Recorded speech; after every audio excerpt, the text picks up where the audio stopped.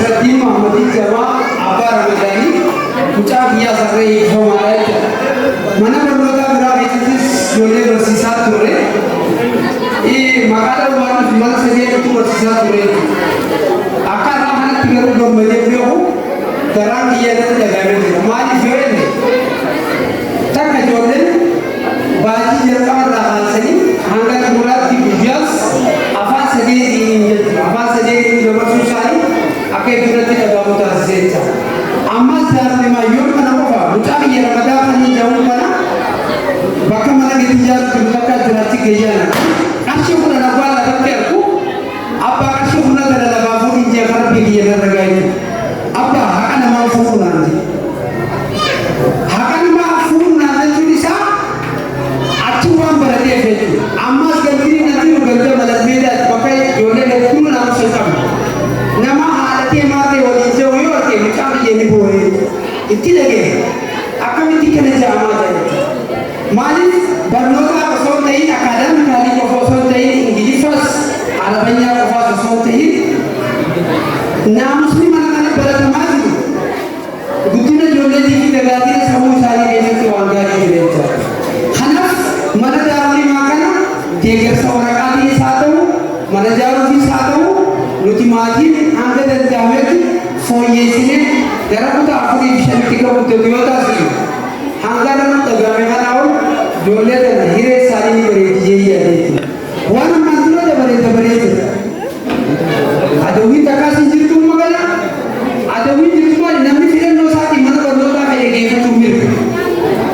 Mana immoo ijoolleen afaaniin haadhatee maarree godhi jette achi baay'ee naamusni akkasiisan yoo nurraa hafe jireenya aanaa keenyaa kanaa fi jireenyi daa'ima keenyaa bakka nu caalu kan abdii waan irraa qabnuuf nuti faamilii cinaa dhaabbatee jajjabaannee mana barumsaa kana yoo cimsine ittiin gaabbiru akka isheen hojii yaadee jira.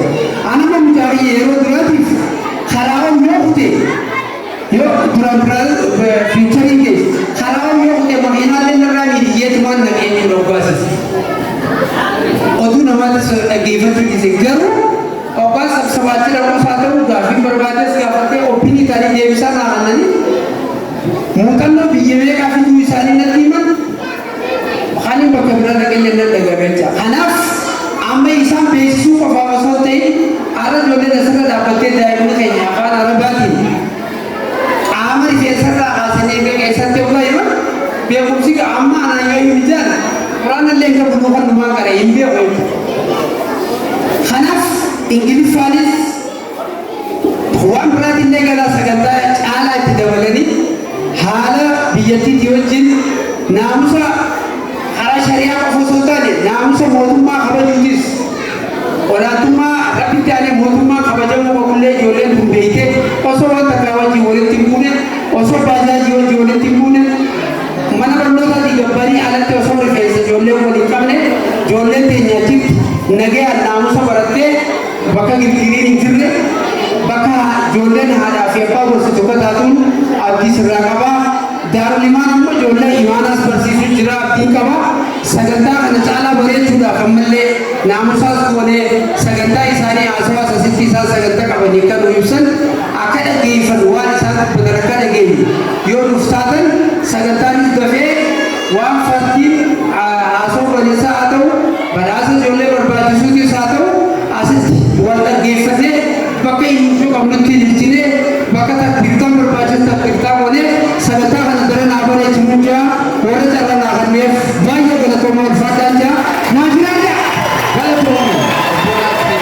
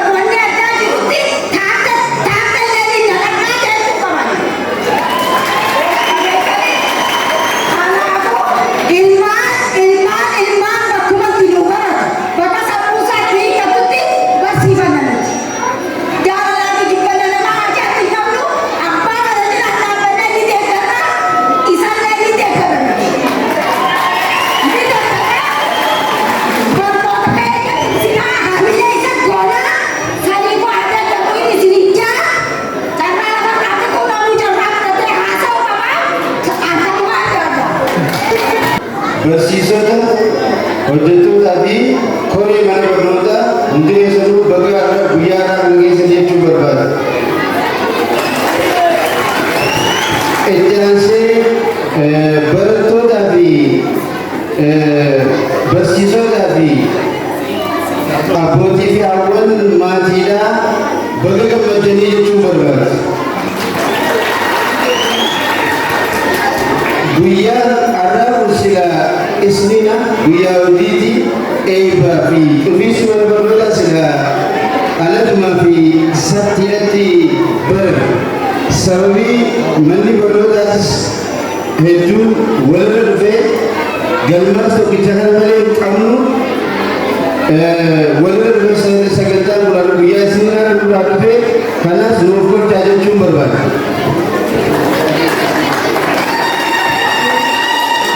Hanqinni galatoomana hanqinni kursiidhaa yookaan teessoodhaa gaafa mudatu kunis hedduu bulchiinsi aanaa dadariis hedduu galatoomanii nurraa waliin sisiisanii walgahii cimtuu takka qaban ture irra akka paartiitiin sanillee nurraa dabarsanii kursii amma tokko fudhatanii bikka waajjiraalee akka galmaatitti fayyadamanii waajjira keessatti rakkatanii walgahii gaggeessuu jiranii jechuudha. Asumaan carraa kanaan isaanis nuuf haa galatoomanii isinillee naa galateeffachaa jechuu barbaadee jechuudha.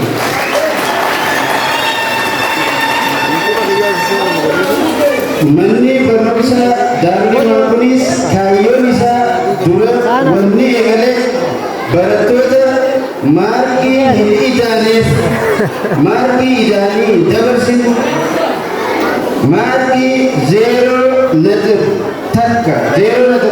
yookaan waan kana yoo filee mucaan namu yoo mana barnoota akkasii humna jennee lafaa kaane mana barnoota kaa ijoolleedhaaf inni kun mana takka barsiisaadhaaf qabxii ni daandisan manni qabxii nama ijoolleen ta'eetu akka lafaa kana waggaa lammaffaadhaan amma argatan kun qabxuma isaaniiti. Ijoolleen harree dhiyootu kunis wanni beekan hanga beekuu qaban hanguma isaanii akkas jennee lafaa kaane yoo isin nu cinaa jiraatan akka hawaasni reef yaada mana kanaa keessaa baasatti mana barnootaa kana isin cinaa jiraannaan barattoota ciccimoo biyyaafis addunyaafillee bu'aa buusan ni oomishna jenneeti yaanna kana tokkoffaarratti rabbi qabannee rabbi irratti hirkannaa itti aansine isini abdannaa jiru. Kanaaf maatiin nu cinaa dhaabbatanii nu cinaa dhaabbachuun salphaadha. Walii wal arginee ijoollee qabnee ijoollee biyyaaf taatu ni oomisha manni barnootaa hojjechuu qaba. Waan na dhaggeeffataniif galatoomaadhaa bakka gammaddee guyyaa irraa keessa jechuu barbaada.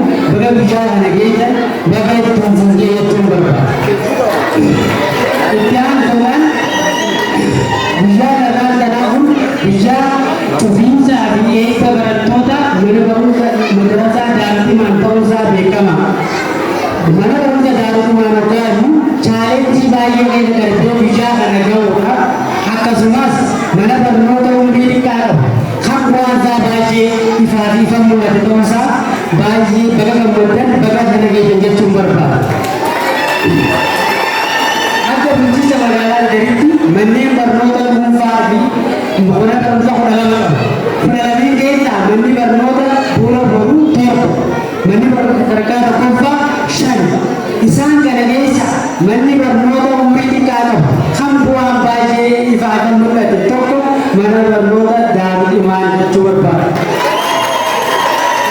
Askeessa sobrii naannoo ta'uu waan baay'ee jechuudha. Betul kawan memang gitu. Aku wajib bernota hajuki menim bernota halatunda babamisu. Aku semas deker to kumma berbagi sukan nadim. Asjezet tumsi insan. Johan batin bernota cina apercu.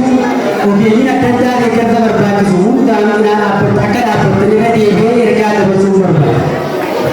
Ini kira Megala indicated katanya kalau tinggal sabar bagus dekorti berbagi sultan danan mandi berbagi dari teman sedekah sa gulanta sa abu famakati mana berbagi sedekah sa kayu angka sedekah lembaba bisa nyurut atau betul dekorti itu sudah sampai baca sa karena atau lihat mana mandi bernota cina isino cicira isino cina kita jabat dan sumber berapa galat